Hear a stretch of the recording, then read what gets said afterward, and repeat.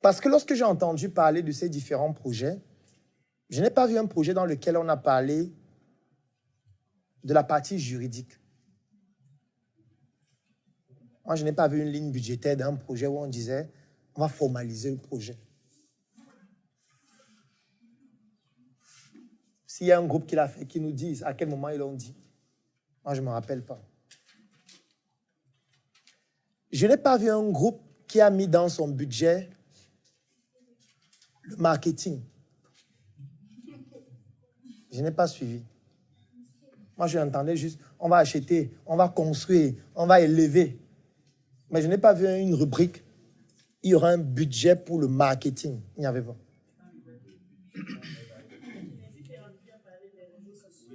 Ils n'ont pas mis un budget.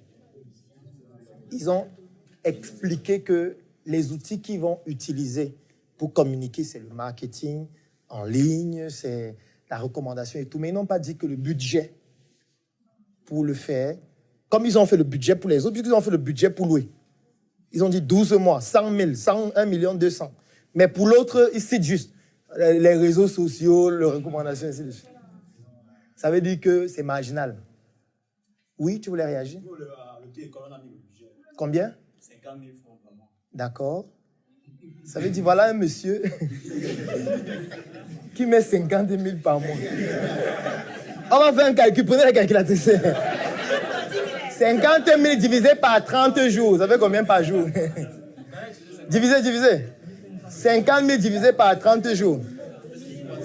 Ça fait combien?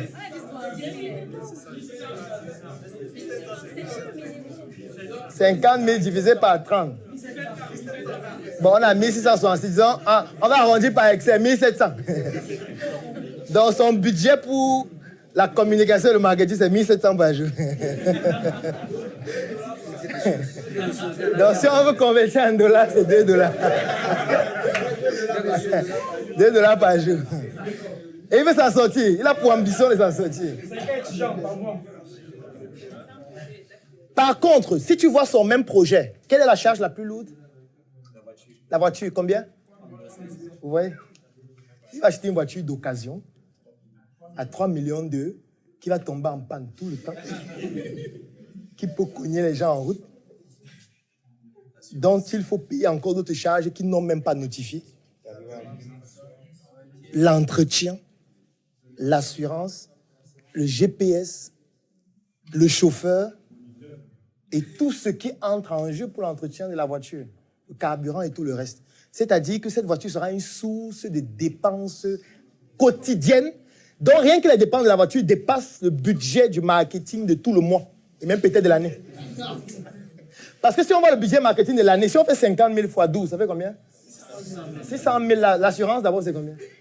Le chauffeur, le moniteur coûte combien?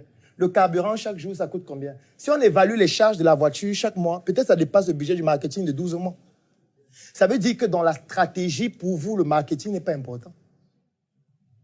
Puisque vous reléguez ça à un aspect marginal. Si on prend les autres projets, c'est la même chose. Lorsqu'on veut revendre son entreprise, on fait l'inverse de tout ce que vous avez dit. Donc, c'est l'inverse. Donc, on ne se concentre pas sur le produit. On ne se concentre pas sur le service. On se concentre sur la perception que les gens auront du produit ou du service. C'est-à-dire que dans les lignes budgétaires, on va mettre 80% du budget sur ce qui permet d'augmenter la perception du produit ou du service. Et ces éléments sont au nombre de 2. Le marketing et le lobbying. C'est tout. Ça veut dire que si vous avez un budget d'1 million, vous allez dépenser 800 000 sur le marketing et le lobbying et 200 000 sur le produit et ou le service. C'est-à-dire l'inverse de ce que vous avez fait. On va prendre un exemple avec le projet de poulet. Si vous avez pour ambition de prendre ce projet de poulet afin de créer, développer et revendre l'entreprise et que vous avez un budget d'1 million, vous devez prendre 800 000 francs pour le marketing et le lobbying et 200 000 francs pour les poulets. De manière opérationnelle, comment ça marche?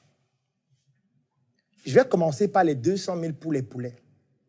Vous êtes d'accord avec moi qu'avec 200 000, on ne peut pas acheter le terrain?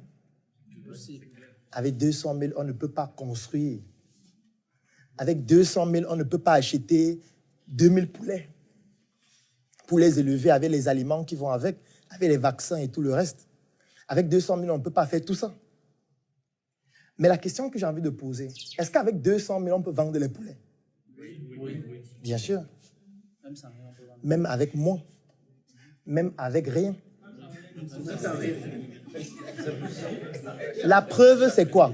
Est-ce qu'il y a des personnes qui produisent le poulet dans la salle? Est-ce qu'il y a des producteurs de poulet? Bande de combien? 2 000 par mois. Est-ce que tu arrives à tout vendre? D'accord, magnifique. Pourquoi tu ne passes pas à 5 000? Vous avez suivi ce qu'il a dit? On constitue le capital. Il fait les bandes de 2 000 par mois. Il vend facilement. Je lui dis, pourquoi tu ne passes pas à 5 000? Il dit qu'on constitue le capital. Ça, c'est une grosse erreur stratégique. Ça veut dire qu'il est en retard par rapport au marché. Son développement est en retard par rapport aux besoins du marché. C'est un peu comme si tu es ici à Aqua. Tu vends, par exemple, les cahiers comme celui-ci. Tu as, par exemple, un stock de 500 cahiers. Tu viens avec ton stock au marché, par exemple ici en Bopi. À 10 heures, à 11 heures, tu as vendu tout ton stock. Tu rentres à la maison et tu fais ça pendant 6 mois. C'est une grosse erreur stratégique. Tu es en retard par rapport à la croissance de ton marché. Parce que le marché demande une quantité de produits au-delà de ce que tu proposes. Au lieu d'augmenter ta capacité de production, tu ne fais que vendre la même chose. Et je sais qu'il va me dire qu'il n'y a pas de financement, n'est-ce pas? Dis le mot. Il n'y a pas de financement, n'est-ce pas? Dis non, où c'est confidentiel? Dis que je n'ai pas de financement. Dis la vérité, dis la vérité. Voilà. La question que je veux poser, il faut combien pour passer à 5 000? Oui, il faut combien, le montant? 10 millions, c'est un numéro de téléphone.